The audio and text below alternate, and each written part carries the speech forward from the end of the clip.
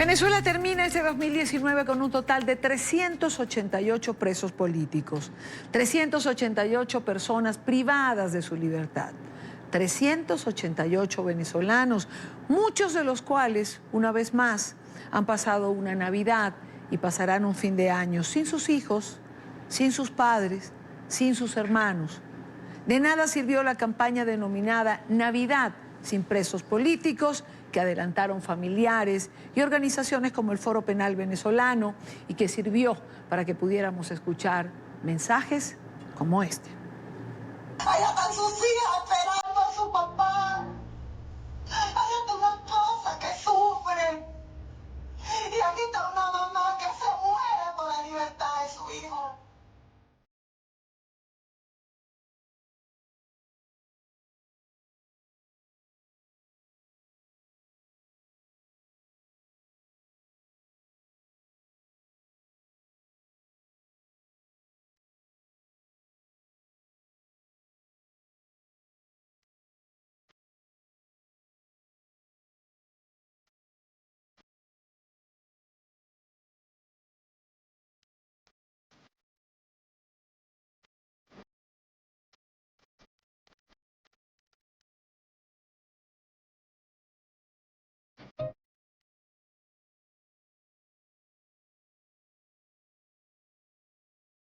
Alfredo Moreno, director ejecutivo del Foro Penal Venezolano, está con nosotros la tarde de hoy. Alfredo, bienvenido. Gracias por acompañarnos. Muchas gracias por el contacto y buenas tardes a todos los que nos escuchan. Alfredo, ¿por qué cerramos este 2019 con una cifra tan alta de presos? 388 presos políticos, según la cuenta del Foro Penal. Si no estoy equivocada, más alta que la del año pasado. Bueno, ciertamente nunca habíamos tenido una Navidad con un número tan alto. Para tener una comparación, el año pasado estábamos en alrededor de 200 presos políticos en esta misma fecha y se excarcelaron aproximadamente unas 40 personas al final de año, más o menos en esta misma fecha, ¿no? Estamos hablando de 388 presos políticos que se mantienen, y no solo es la cifra más alta de presos políticos, sino también la cifra más alta de personas con enfermedades, con enfermedades graves, con situaciones realmente delicadas. ¿Y por qué? La pregunta. Bueno, este año, el 2019, fue dentro de los ciclos que llamo yo el reloj de la represión, porque se van rotando en diferentes momentos. Este año ha sido uno de los ciclos de los picos de represión más importante en Venezuela. No el más importante de todos, pero es uno de los más importantes. El otro fue el año 2017, el otro el año 2014, el otro año 2007, etcétera, ¿no? Este año hay que recordar que hubo una serie de protestas importantes desde en enero, febrero. Luego esas protestas trajeron como consecuencia más de 2.000 detenidos con fines políticos, incluso hubo personas asesinadas, niños que fueron, por cierto, asesinados de entre 14 años. Estamos hablando de 2 niños de 14 años, uno de 13 en febrero. Luego también hubo indígenas asesinados en la zona sur de Venezuela, en la frontera con Brasil. Hubo 7 personas asesinadas, entre los 4 eran indígenas, más de 50 personas heridas de bala en virtud de lo que se conoció como el intento de ingreso de ayuda humanitaria. Bueno, todo eso trajo como consecuencia que este año la represión fuera bastante alta y nos deja, digamos, al día de hoy, 388 presos políticos, que no solo son los que se encarcelaron este año, también otros que quedaban encarcelados de años pasados. ¿Cómo es la situación, Alfredo, de esos presos políticos dentro de las cárceles donde se encuentran? Bueno, varía, ¿no? Notablemente en diferentes cárceles tenemos personas con enfermedades de diferente tipo. Por ejemplo, en La Pica, que por cierto antes de ayer estuvo el equipo nuestro de voluntarios, defensores activos en La Pica, visitando y llevándoles comida navideña, ¿no? Y conociendo su situación. Bueno, ahí tenemos personas como Ruperto Sánchez, que tienen ciertas, digamos, situaciones de salud importantes, quien por cierto también, Ruperto Sánchez es uno de la lista con doble nacionalidad, tiene nacionalidad española. En el caso de Ramo Verde tenemos a al teniente Luis Alejandro Mogollón, quien, por cierto, está en una situación grave de salud desde hace ya bastante tiempo. Y quiero decirte que hoy precisamente estuvo el equipo nuestro de abogados y de defensores activos intentando ingresar a Ramo Verde. Estuvo la doctora Mariana Ortega y Jesús Marcano, el coordinador de defensores activos, a los efectos de poder conocer la situación de ellos, porque hay que recordar que recientemente hubo una fuga de uno de los presos que se encontraban allí, uno de los presos políticos.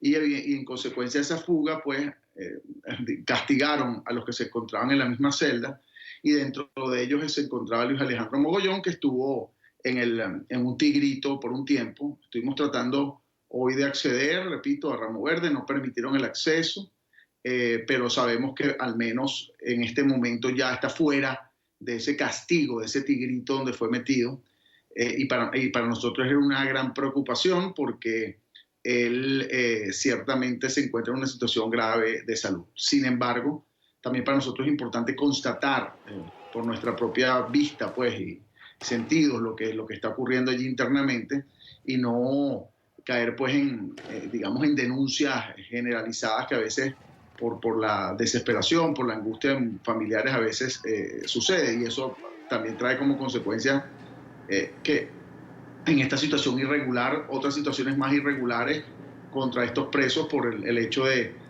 hacer, dar a conocer situaciones que quizás no son tan reales dentro de la cárcel, ¿no? Sí. Pero bueno, cada uno, repito, tiene una situación de salud distinta. Tenemos personas también, como sabrás, en el helicoide, allí en lo que se conoce el helicoide, que es donde está el SEBIN. Allí también hay personas detenidas. Hay que recordar que allí hay presos, digámoslo, más conocidos como Juan Requesens, diputado a la Asamblea Nacional, que se encuentra todavía recluido, Roberto Marrero, Juan Planchar, que tiene, por cierto, una dolencia, un tumor pues a un lado de la cara, y así cada uno de ellos tiene. Está Vasco da Costa, que se encuentra todavía en el hospital militar con una situación de salud grave, Carlos Aristimuño, José Alberto Marulanda, médico también de nacionalidad colombiana, quien todavía se encuentra con las dolencias que ha tenido por el hecho de haber recibido torturas, William Saguado, que tiene un médico también con problemas en el riñón, y así pues cada uno tiene una historia que, por cierto, es conocida en las diferentes instancias, tanto nacionales como internacionales, que hemos acudido, incluyendo la Corte Penal Internacional, incluyendo el Grupo de Detenciones Arbitrarias de la ONU, la Organización de Naciones Unidas, la Alta Comisionada de Derechos Humanos conoce de estas situaciones, la Comisión Interamericana de Derechos Humanos, y bueno, y seguimos denunciando esto, ¿no? Alfredo, has nombrado varios casos emblemáticos como el de Vasco da Costa, a quien se le negó muchas veces la atención correspondiente en el momento en que era necesario que fuese atendido. ¿Por qué es tan difícil lograr el que se respete estos derechos relativos a la salud en algunos de los casos de presos políticos? Bueno, fíjate que la pregunta, digamos, tiene quizás una doble respuesta, ¿no? El foro penal, quiero decirte que, y debo decirlo, si no existiese el foro penal, y yo no hablo de Alfredo Romero, sino un equipo de más de 7.000 activistas y otras ONG que también han actuado, no se supiese ni siquiera cuántos presos políticos hay, y probablemente desde el año 2014, que ha habido más de 15.000 detenciones, todas hubiesen quedado detenidas, ¿no? Solo el foro penal, para que tengas una idea, hablando de las excarcelaciones, de cosas que se han logrado, ¿no? Solo el foro penal ha logrado más de 11.000 excarcelaciones, o sea, de personas que hemos representado desde el año 2014, ¿no? Sí. Esto quiere decirte que con el trabajo en equipo, con táctica, estrategia y con objetivos definidos, que son la liberación de presos y el trabajo, sobre todo el incremento, el llamar la atención sobre estos casos, con un método que nosotros tenemos bien estructurado, se logran excarcelaciones. En cuanto a las personas enfermas, con diferentes también denuncias que se han hecho y acciones y peticiones ante diferentes instancias, se han logrado que las personas sean trasladadas de una celda u otra cuando la situación se hace cada vez más grave. Hay que recordar casos de hace tiempo, como puede ser Gerardo Carrero, quien estaba en la tumba, uno de los primeros Sí. Cuando no se conocía o cuando no se sabía mucho de la tumba, nosotros los representamos y denunciamos ante la comisión, los trasladaron de la tumba al helicoide, digamos, hemos logrado aliviar unas situaciones, pero ciertamente también hemos dicho que la enfermedad se ha utilizado como mecanismo de tortura a presos políticos. Es que no solo basta con el encarcelamiento, el sufrimiento de las familias, de los niños, de las niñas, de su padre o madre presa, sino también la enfermedad es un mecanismo de mayor, digamos, amedrentamiento o intimidación de las personas que protestan o que tienen pensamientos distintos políticamente. Daniel Ortega, Alfredo, ha liberado un número importante de presos políticos. Lo ha hecho aduciendo la reconciliación y la concordia del país. ¿Piensa el Foro Penal que Nicolás Maduro hará lo mismo? Bueno, mira, evidentemente nosotros siempre esperamos y siempre nos llamamos el abrazo de la libertad cuando así sea un preso político es liberado, y nosotros esperamos que algunos de ellos sean liberados y incluso antes del final de año. Esperemos que sea así. Ahora bien, nosotros exigimos, y eso es lo que nosotros siempre reclamamos, es la liberación de todos los presos políticos. Claro. ¿Por qué lo digo de todos los presos políticos y por qué hago esta diferencia? Bueno, Daniel Ortega está haciendo lo que nosotros hemos denunciado, que este tipo de regímenes lo utilizan como una especie de método o táctica, que es el efecto puerta giratoria.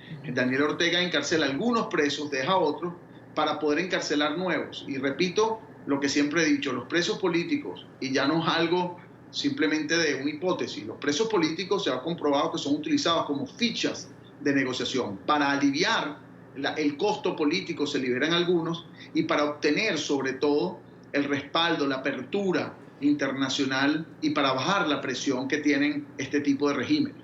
Evidentemente, y debo decirlo, al gobierno venezolano actual, al régimen, le debe interesar, inclusive le conviene excarcelar a presos políticos, porque así baja la presión internacional que ha venido aumentando precisamente por ese aumento de la represión. Entonces, de alguna manera, la expectativa es que se escarcelen personas y lamentablemente, debo decirlo, paralelo a ello, siempre lo decimos, se utilizan esta escarcelación como shows que benefician a un grupo de familias y bienvenidas sean, pero es un show que en definitiva lo que hace es liberar a algunos para luego poder encarcelar a otros y siempre repetir lo que llamamos nosotros el efecto puerta giratoria. En este sentido, sí, se espera o se pudiese esperar excarcelaciones en pocos días, pero lamentablemente si no se liberan todos los presos políticos y se le da libertad plena a todos y se encarcelan nuevos presos, como además ha venido ocurriendo en estos días, como fue el caso de Gilbert Caro, como fue el caso de Víctor Uga, si eso no continúa, el efecto puerta giratoria, como digo yo, o la puerta giratoria se va engrasando y continúa ese juego con los presos políticos utilizados como fichas de negociación para obtener beneficios políticos, regularmente además de carácter internacional. Alfredo, ¿te sientes satisfecho con la labor cumplida por el Foro Penal, con los resultados obtenidos en este año que está por terminar? No, con el Foro Penal yo me siento muy satisfecho. El Foro Penal ha hecho incluso un método que, repito, se ha copiado en otros países. Hay un método estudiado, incluso con un cuadro hasta numérico, que ojalá puedan ver en algún momento, que yo he escrito en un libro. Tenemos un manual incluso de cómo trabajar. Se ha creado una gran familia que ya no solo se limita a Venezuela, son más de 7.000 activistas, pero tenemos al día de hoy 24 capítulos abiertos en todo el mundo. Y tú dirás, bueno, ¿cómo es eso? ¿Es que están trabajando en otros países? No, bueno, lamentablemente el exilio venezolano ha traído pues que muchas personas se encuentren en otros países, y de alguna manera hemos aprovechado esa situación, que es muy lamentable, para crear estos capítulos y solidarizarnos con los otros venezolanos que van llegando allá, pero también para que estas personas, nuestros capítulos, sirven como embajadores para incrementar la atención internacional sobre los abusos, violaciones a los derechos humanos que ocurren en Venezuela. Eso es lo que respecta al Foro Penal. Ahora, también siempre digo lo mismo, ¿no? El Foro Penal trabaja en la ayuda de la señora Juana, que tiene un hijo preso en el helicoide, y entonces nosotros trabajamos para obtener la libertad o la excarcelación de ese hijo, y la señora Juana nos agradece por la excarcelación de ese hijo. Y como señora Juana hay, repito, más de 11.000 personas, y por eso el Foro Penal lo conoce la gente, pues sobre todo los que han sido víctimas de la represión. Pero eso es una ayuda individual, micro, y eso es lo que nosotros hacemos, ayudar a esa persona que salga. Pero el problema macro de la represión como mecanismo de control político sigue incrementándose, sigue siendo utilizado, porque también debo decir que en ese sentido los regímenes como el cubano, el venezolano, el nicaragüense, la represión les ha sido muy efectiva para mantener el control político, y la seguirán utilizando mientras sea efectiva para mantener el control político, porque la represión política es una estrategia de estos regímenes para mantenerse en el poder a través de la intimidación y a través de la exclusión de aquellos que representan políticamente una competencia para mantenerse ellos en el poder. Claro, claro. Expectativas del Foro Penal para el año 2020. Bueno, la expectativa siempre, repito, es que haya una situación de paz en el país. Nosotros apostamos a la paz, apostamos a la justicia, a la democracia. Sí. Siempre luchamos por eso, siempre estamos abiertos a esos procesos de transición democrática, pero lamentablemente mientras exista pues no haya algo que haga que el régimen no utilice la represión como mecanismo de control político, yo pienso que es difícil que esto, digamos, se reduzca. Lamentablemente la represión está acompañada de las protestas. Entonces tú dirías, bueno, cada vez que hay protestas va a haber represión, y las protestas ocurren por el hecho de que hay una crisis social, económica en Venezuela que es innegable, y evidentemente en algún momento esa crisis social económica se refleja en la dolencia de las personas, y las protestas son la consecuencia, pero las protestas son reprimidas y entonces trae detenciones, asesinatos, torturas, que es lo que lamentablemente ocurre y que es lo que yo llamo el reloj de la represión, ese ciclo que va ocurriendo, ¿no? Quiero agradecer al director ejecutivo del Foro Penal Venezolano, Alfredo Romero, nuestro amigo, por acompañarnos en la tarde de hoy. Alfredo, feliz año. Gracias de verdad por estar aquí. Bueno, un feliz año a todos, un feliz año a ti, Dania, y a todos los que nos ven y nos escuchan, y sobre todo un feliz año a todos los venezolanos, que siempre debemos mantenernos con la esperanza de que vamos a conquistar la libertad. Y ese es el trabajo del Foro Penal. Como siempre decimos, no hay que hacer justicia por propia mano, pero está en nuestras manos que se haga justicia. Feliz año. Feliz año, feliz